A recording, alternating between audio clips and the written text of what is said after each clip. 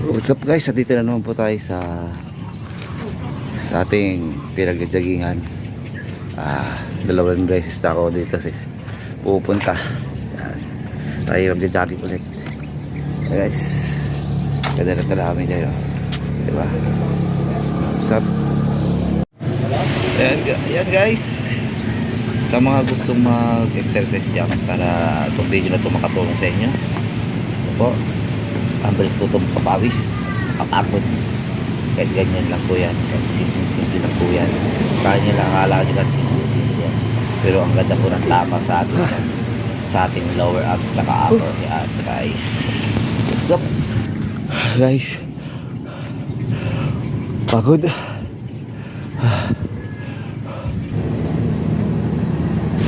Next guys, ito po yung susunod, yung jumping jump natin yan. Jumping tayo dyan. Tapos sa ating kamay, gampay natin ng ganyan para kasama ating shoulder. At mapaganda natin, workout din natin ating shoulder dyan. Okay, napaka mabisa po yan para tayo ipag-pause agad. Yan, itaas po natin yung dalawang paa natin para sa ating lower abs.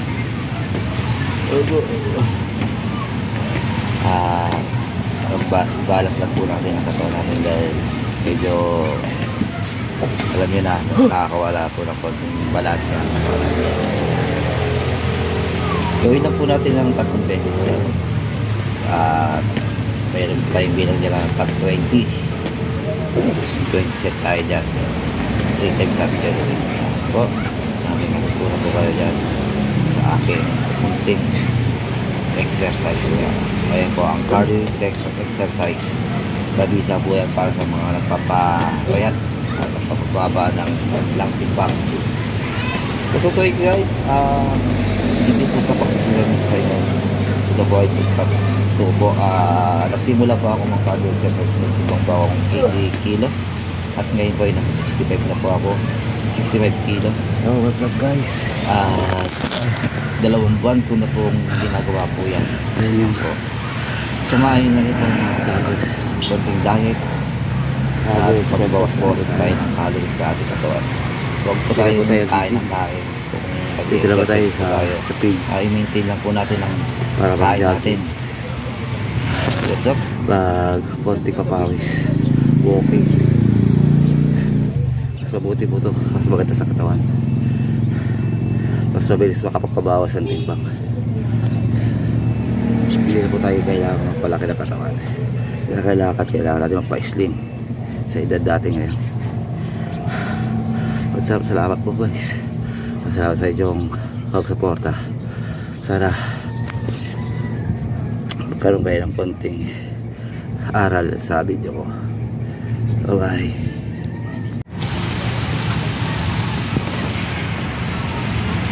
So, sabay ito na pa yung ating front, jumping front.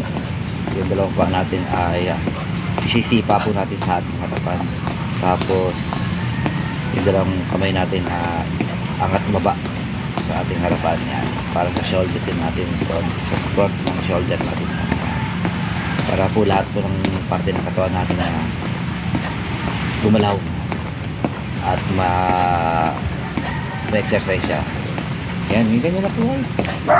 Sana may pagpunan kayo, konting aral dyan. Panoorin nyo po guys kung paano mabilis pagpuwisin. Talagang sobrang nakakapagod po yan.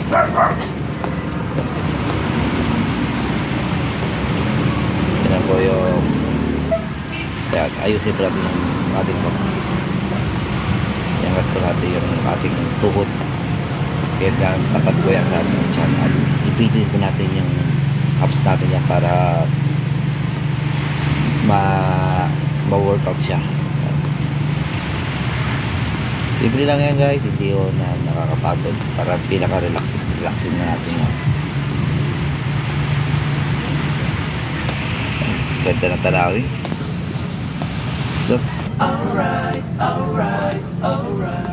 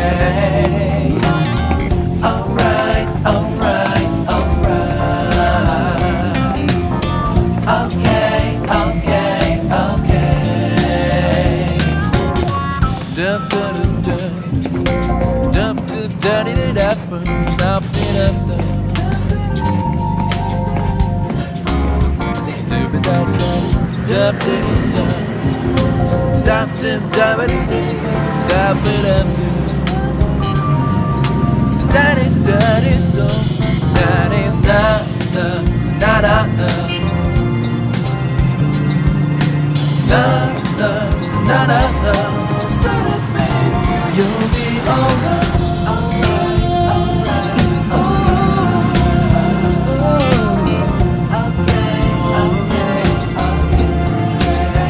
be okay. Alright, right.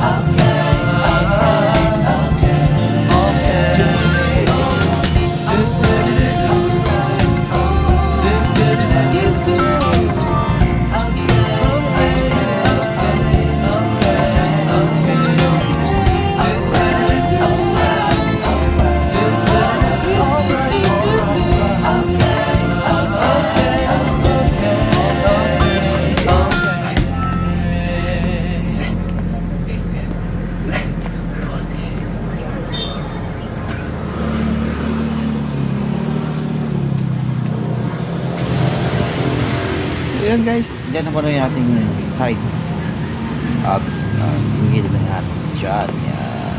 I-workout din po natin dahil nandiyan po yung taba na mahirap tunawin. Matagal po yung matanggal guys. Ngayon meron pa ako niyan. Sa 2 months ko yung ginagawa, meron pa ako ng lapis. Hindi pa ako wala-wala. Pero pagkatsagaan po natin. Hindi ko muna ipapakita sa inyo yung result ng aking